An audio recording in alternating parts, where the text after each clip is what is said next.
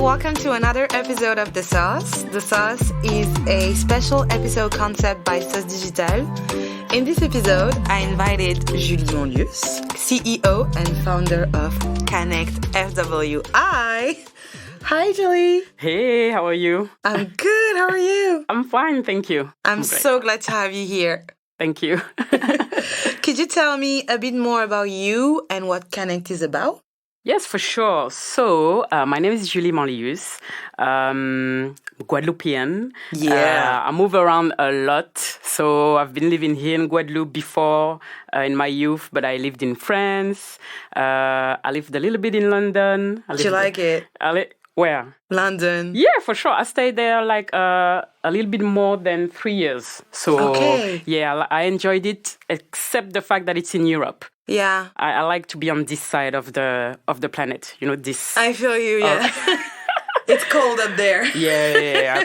But I went somewhere even colder after that. I went in Toronto. Yeah, that's different. Exactly. I enjoyed the cold a little bit, but I don't want to live in another cold country like that anymore. Yeah. I'm done with that.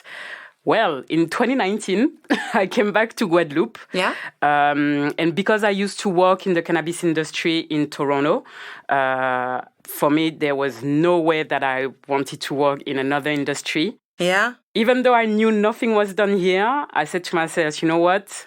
You will be the one doing it. Yeah. You will be the one starting everything. So... And you did. Yeah, I did. This is the reason why I've created Connect French West Indies. Yeah. It was a way for me, first of all, to meet and try to understand the industry in Guadeloupe and in the Caribbean. And so I used to do networking events where I was able to let people know what's happening in the world regarding the cannabis industry. Yeah. Then COVID hits.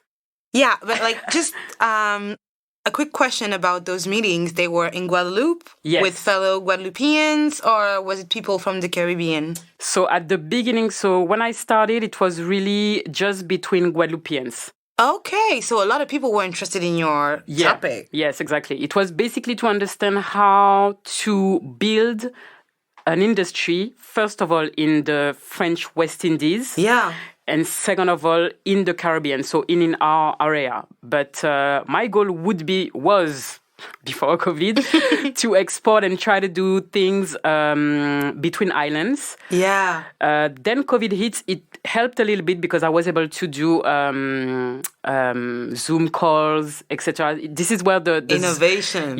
Zoom was open to everybody, so I was able to meet people from Caribbean islands. Yeah. But after that, I shift because I wanted to do a little bit more. So I've created a concept, the Happy Corner. Yeah. Still events, more about around food, infused foods, and it's a way to educate people on how to consume in another way than just smoking a joint, for example. Yeah, so what I'm sensing is that you really want to encourage people to connect with one another, discuss the topic, because you talked a lot about like meetings, events. So I feel like it's all about connecting people. Yes, because this is the way I've learned when I was in Toronto. Cool. And I've learned so much, and just being able to go in a meeting or networking event free, being able to meet people, professionals. I met a bunch of CEOs, and they're really open to share their stories. So it was important for me to do something like that here. But the fact that the culture is a little bit different, I try to shape it in the Caribbean way. In a way. I think you did. Yes? Yeah. Oh, great. Yeah. Thank you. I'm happy to say that. I feel like you did, because I feel that locals can actually connect to what you are doing and don't necessarily link it to your experience abroad, not to a concept that you brought here. Yes. So for me, it means that you understood sorry, it's the marketing in me talking, but I feel like you understood your target and that you really made sure that they were aligned with your vision and they understood it. And I feel like it's the hardest when you're trying to bring up something new. Great. I'm happy that you're saying that. So getting back to your relationship with English, why is it so important to you? It's important. So the business part of it, first of all, because the French market is not developed at the moment. No. So if you want to learn more or to understand the cannabis industry, you have to speak English because the trends are in English-speaking countries. Just around us, we have a lot of islands where cannabis is legalized, decriminalized, and they are speaking English. Even to understand the trends, to understand how a product is developed, what type of products are developed, is going to be in English-speaking countries, not in France. We are at the beginning. And this is with CBD, hemp-derived products. It's not really with the cannabis plants. So it's really important. English is really important. All right. Then besides school, why were you interested in that particular language? And obviously everything you mentioned, but I'm just trying to find out a bit more about your origin story. Basically, one of my older brothers, so he's 12 years older than me. Yeah. He studied abroad. So he studied in New York State, in the University of Rochester. And I was like 11, 12. This is when I arrived in Guadeloupe in 96, basically. Okay. And he used to send me catalogs. He was such an ass. He used to send me catalogs with sneakers, with food from... And I was like, what type of world is that? Because you have a lot of different things. Yeah. And every time I was trying to talk to him and ask him questions about what this word means and everything, he never really wanted to tell me. He always pushed me to find a way to learn by myself. So he started to send me comics, Garfield, Calvin and Hobbes, everything in English. He used to send me like grammar books and everything. Okay, just do what you have to do, but try to understand by yourself. And this is basically the origin story and the reason why English is the way I fell in love with the English language. What about music? Yes. Oh, my God. Yeah. So I think, when you're a teenager, you discover your taste in everything. And when I arrived in Guadeloupe, I liked Zouk for a year. And after... That's quite long, actually. Yeah, no, but I say a year, but it's probably like shorter. It was a week. Yeah, I shift after that to hip hop and everything. Everything was in English. So you had to understand. Yes, and we are lucky here because we have we still have cabled channels. We used to have BET, MTV, and everything, and I really used to love to just watch the clips and everything. And then Star Club had the great idea, of course, to put the lyrics of some of these songs. What a moneymaker. I used to collect those, like the little sheets that you could tear off with the lyrics. Yeah. And I used to put them in a little binder. I think every young girl used to do that, I think. Yeah. I remember my mom used to say, I wish you would take care of your homework like that. Exactly. It's like, well, it's not really Britney, so... Yeah, it's not the same. Right. So next question, what's that story that made you realize English was a must-have in your skill set? I'm someone who loves to understand things. So basically for me, it was great to be able to watch programs, and I'm talking about back in the days where TV programs used to come out in default language. In different language, and we had to wait for it to be translated in French. I don't want to wait. I want the thing right away. I want to be able to understand. I want to understand what I consume, the series, the music, sports, and everything, because I'm a big NBA fan. So I want to understand. I want to really comprehend what they're saying. Yeah. So this was the thing. I just needed to understand. I needed to understand to get the expression. And I'm not even talking about the talking parts, just the understanding. Yeah. Just I want to understand what they're saying, that was a big thing for me. All right. And what then made a difference in your learning process? I stated in the previous episode, for me, it was both a teacher. I want to drop her name, actually. It was Mrs. Ganou. She's an amazing woman. So if you're listening to us, you changed my life forever. So what was it for you? The thing that made you realize that it was as important to learn how to speak, how to write, how to pronounce. Because when you first encounter a language, you don't necessarily think about all of that. I mean, I still don't think about all of that with Spanish. I will never get the acento tónico thing. Me neither. Okay. Well, it was basically the access of all this information. So magazines, like you're talking about the reading part. So being able to read. And so not just to read, but read and comprehend. So the access of everything from magazines to books. It was before internet, so we have to think about that a little bit. Okay. Not really before internet, but it was at the beginning of internet. At the time, internet wasn't accessible to you. Like, it was an engineer's thing. Maybe it was in 97, 98, 99. But it was the internet with the... IBM type of shit. Yes. Yeah. So you had to... The landline was occupied when you on that. So it's not like you go on internet, you look for a word or you look for... It wasn't easy. It wasn't easy. So you had to find other things. And just side notes, I used to have Dominican ex-boyfriends. Yeah? So the fact that they used to speak in English for me was a big plus as well. Okay, so then relationships. Relationships, yeah. Okay. Do you think, well, you actually already answered that question. I was about to ask you if you think English is mandatory to really succeed in the cannabis industry. But early on, you were saying that most of the trends, everything that's quite advanced in this industry is already in English. And we're the ones who are late. So yes. I guess it is. Yes, it is. Really mandatory. I'm pushing everybody to start a program, start something. I don't know, for some people, speaking in English, it's like, it's crazy. It's really hard and difficult.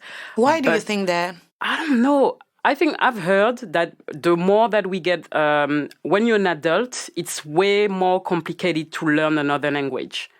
That's what I heard. Why? I think it's something with the brain. Don't you think it's because, like, kids don't have inhibitions? No. Let me explain myself.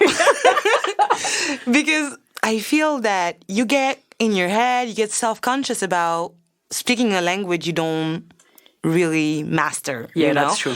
And I feel like when you're an adult, it matters more because people making fun of you and it may be impacting the way your words are perceived, like how serious they are. Yeah. I think it has a bit more pressure. A pressure you don't have when you're a kid and you don't even know what you're talking about. Yeah, and I think when you're a kid, you know, the fact every time I'm trying to remember how I learned Creole. Yeah. You don't really learn because it's so It's already there. It's there in the environment. People, they're speaking to you, you understand directly. So I think when you're young, when you're a kid, you can, you have this, it's way more easier to do it.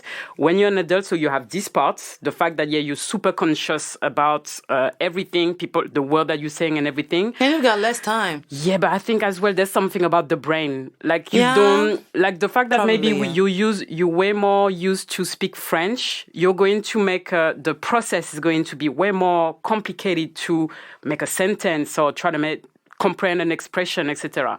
But mandatory. I said to everybody, if you really want to do something in this industry, because of our position, we are in the Caribbean, we are around a lot of English-speaking island. So you have to be able to position yourself in a market where English is the first main language. Yeah, and I feel like, I mean, in French, most of the product names and branding is in English already. Exactly. Like, I almost feel like the word weed as such, meaning without translating it, is both understood and used by French people. Yeah. So shouldn't be that hard. Yeah, it is. All right. Moving on to your relationship with English, what's the best thing? I'm probably going to repeat myself, but just being able to understand. You go somewhere, you understand everything. You can read easily. It's quite an advantage. Yes, people they are not going to trick you or to try to sell you something, or because I guess some people are like that, and I think it's just for the confidence. It feels good. It does. What's the worst thing? The worst thing. So I would say first.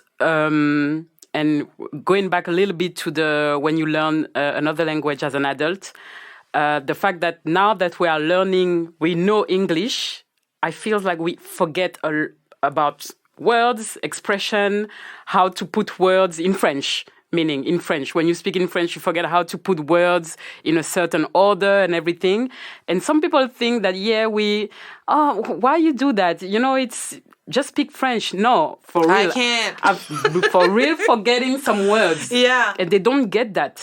People can't get what they don't know. Exactly. Yeah. And it reminds me of something that I read online. I think it was a meme or something. It was like, people think that I'm this super intelligent person because I speak several languages, but I'm just stupid in several languages because I just know half of it now because it's all a mix up in my head. And I feel that, especially since French people are getting English more and more, I'm getting more lazy. There's some words I don't even bother to translate anymore. And I'm I don't even know how to say that in French. But you're French. Yeah, I had a life. Let's move on. That's what I say all the time. I speak Franglish all the time. If you don't get it, I'm sorry, but I don't even want to bother. I don't even want to translate it. I'm sorry. So I feel like asking you how to use English in your business and or professionally is a bit like repeating what you already insisted on. Mm-hmm. So I'm going to ask you, what's the culture or country that impacted your learning the most? It will be the US for sure. Yeah, I think it's the case for a lot of us. Yeah, but it doesn't matter if you are... I don't think people would say, it's because of Britain. Britain? In it. Britain in it. It's because of Britain in it. No, nobody's saying that. Nobody's saying that. Well, I think... imperialism. That's all I'm going to say. Yeah, exactly. Yeah, but through music, movies and everything, fashion, most of the things are coming from the US, so yeah. They are. Mm. Yeah, I think that would be an answer for most of the people who actually learn English in a non-speaking English country. Yeah, definitely. So what's the thing that surprised you the most during your first conversation with a native speaker? I've realized that I don't know how to speak English. Where was they from? It was in UK. It was in London, and oh my God, and they make sure to make you feel like you don't know what you what you say. It's just I don't get it. So you think when you are in France, or in Guadeloupe or whatever, you speak English, you think you know how to speak English, and when you speak with a native, you understand that, okay, you're not on point at all. Exactly. And I was like, damn, I have to work more, for sure. So what would be your advice for those listening that want to improve their English? Practice. Even if you are by yourself, just speak out loud in English. If you can find someone, it's even better. But the best way is not to be ashamed. Yeah. Forget about, everybody got an accent. You're going to say the word in a wrong way. You have an accent. My accent is thick. When I heard myself the first time, I said, fuck, why I have a thick French accent? Why my accent is not... Everybody knows where I'm from. I wanted to have an accent like, the woman on TV and stuff. And I'm like, no, you are French, definitely. So, but you have to pass through that. You have to not be ashamed, not be scared of making mistake and just talk in English. Yeah. Agreed. So that's it for today, guys. Actually, thank you so much for making it to the end of this episode. Julie, I would like to ask you, who would you want to nominate for our next episode of The Sauce? Oh, yes. I would love to nominate Frédéric Landreau. She's a coach. Yeah. She helps entrepreneurs to basically try to figure out their journey. Oh, we do need her. Yes, she's doing great work, and she speaks I'm not going to miss her. I think she speaks 7 languages, but when I was in consultation with her, we used to do it in English, and I used to love it. So I'm going to be able to do the sauce with her, the salsa, everything. Yes, exactly. Cool. Well, if you like it, give it 5 stars or not, however you feel like today. Recording this episode was, once again, so special to me. It was difficult to catch you, but I'm so glad you made it to the podcast. You're welcome. Because, well, you guessed it, we both love speaking English, so I hope that those listening to the podcast will love it it, as much as we do. And see you soon. Bye.